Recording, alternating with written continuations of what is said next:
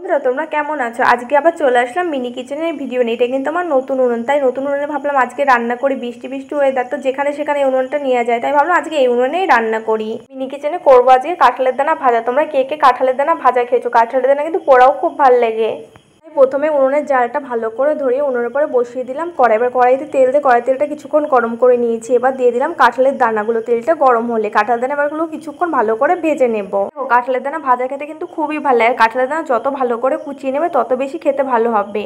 দানাগুলো ভালো করে ভাজা হওয়ার জন্য এখানে আমি দিয়ে দিলাম প্রথমে লবণ, তারপর দিয়ে দিয়েছি পরিমাণ মতন হলুদ গুঁড়ো, আর দিয়েছি কিছুটা পরিমাণে লঙ্কা গুঁড়ো। আর কিছু দেবো না।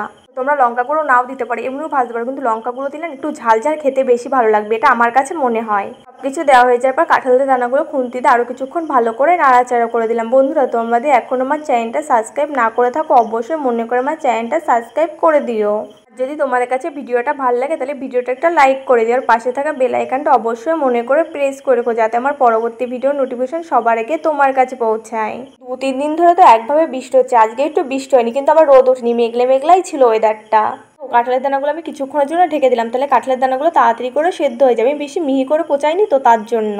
কাঁঠালের দানা না বেশিক্ষণ ভাজা লাগে না, যদি বেশিক্ষণ ভাজা হয় তাহলে কাঁঠালের দানা আবার পরে ভেজে রাখার পর শক্ত হয়ে যায়। কাঁঠালের দানা ভাজা তোমরা কে কে খেয়েছো, আর কার কার কাছে কাঁঠালের দানা ভাজা খেতে ভাল লাগে অবশ্যই কমেন্ট করে কিন্তু আমায় জানাতে ভুলবে না। নতুন উনুন তো তাই ভাবছিলাম উনুনটা জ্বলবে কি জ্বলবে না, তার জন্য বেশি কিছু রান্না করিনি আজকে মিনি কিচেনে। আগে যে উনুনটা বানিয়ে দিয়েছিল সেটা ভেঙে আবার এটা বানিয়ে দিয়েছে। ওই উনুনটা না বেশি ভালো একটা জ্বলছিল না, তার জন্য ওই উনুনটা ভেঙে ফেলেছে। এই উনুনটা না আবার খুব ভালো জ্বলছে, তোমরা দেখে হয়তো বুঝতেই পারছো। এইদিকে দেখো তোমাদের সাথে গল্প করতে করতে কিন্তু আমার কাঁঠালের দানা ভালো করে ভেজে নেওয়া হয়ে গেছে। আমি সুন্দর করে কাঁঠালের দানাগুলো বাটিতে তুলে নিলাম।